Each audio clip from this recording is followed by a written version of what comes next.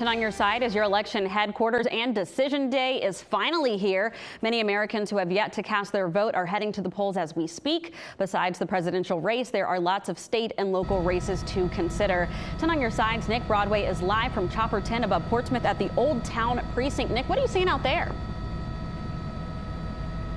Yeah, we're live in Chopper 10 right now. We've been flying around trying to see what the lines look like at polling places across Hampton Roads. We went all the way to Virginia Beach and back to Portsmouth again. And what we're seeing, there really are not a whole lot of lines right now. In fact, we can show you one right now here in Portsmouth. This is one of the polling places in town, the Emmanuel AME Church. And you can see some people outside, but many of them are just campaigners. Just a handful of people coming in and out of this polling place. And this is like right around the lunch hour too.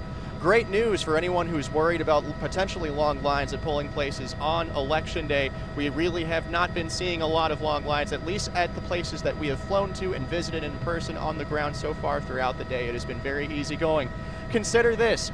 More than 2.2 million Virginians have already voted early, and that is more than a third of registered voters in Virginia. Saw especially good turnout in places across Hampton Roads, including the Kempsville Library over in Virginia Beach, where I just received word this morning they had almost 90,000 total in-person early voters and 30,000 absentee ballots. And as you can see here, again, people sprinkling in and out, but no long lines. It's not crazy pandemonium at the polling places. Very easy going. So a great time for you to get out if you're trying to get your voice heard today.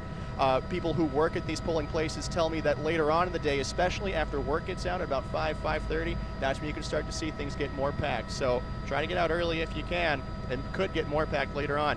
We'll continue to track turnout throughout the day, so stick with us here on Wavy News 10, live in Chopper 10 with pilot Scott Abbott. Nick Broadway, on your side.